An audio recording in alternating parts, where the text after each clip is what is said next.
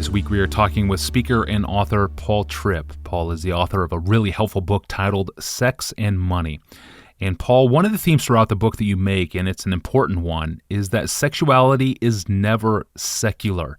Sex is always spiritual. Sex is always worship. Explain this dynamic for us. Well, in order to understand the worship nature of sex, again, you have to go back to how we were constructed.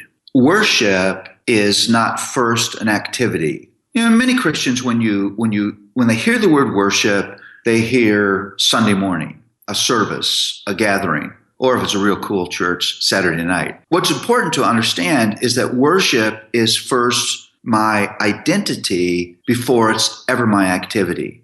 I don't just worship on Sunday. I really worship my way through every moment of every day. Every situation, every location, every relationship involves worship. I mean, you could argue that if you took apart the motivation of human beings, the only thing we ever do is worship. And what does that mean? It means that something is always Lord over my heart. Something is always controlling my heart. The heart being the seat of my thoughts, the seat of my emotions, the seat of my will and my choices. So it's the control center of my humanness. So it's impossible for my life not to be ruled by worship. For example, the words that I say to the people in my life are controlled by what I'm worshiping. Think about this. If I'm worshiping pleasure and you're in the way of my pleasure, I'm going to say angry words to you.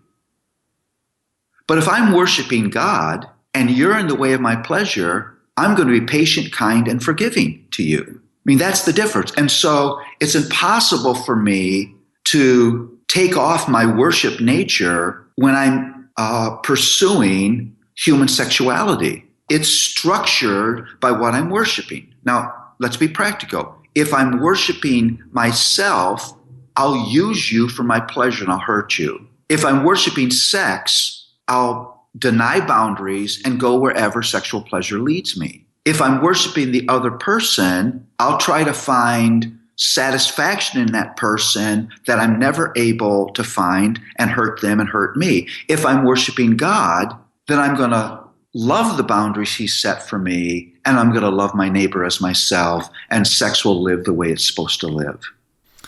That's good. So what would you say to an unmarried couple who is presently living together? This will sound harsh at first, but let me explain. I would say God's smarter than you.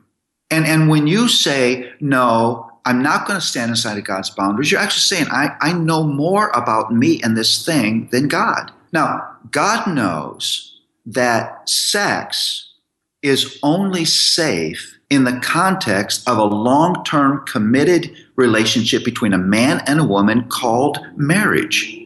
Now, there may be mysteries to that I'll never understand, but I submit myself to that because I understand God as creator knows me, God as creator knows sex, and He knows that it's best expressed, it's best beautified and protected and made holy inside of these boundaries. What right? How arrogant would it be for me to say, no, I know better?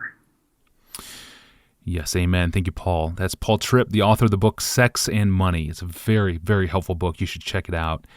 And you can get everything you want to know about this podcast at our landing page. Go to desiringgod.org/Ask Pastor John.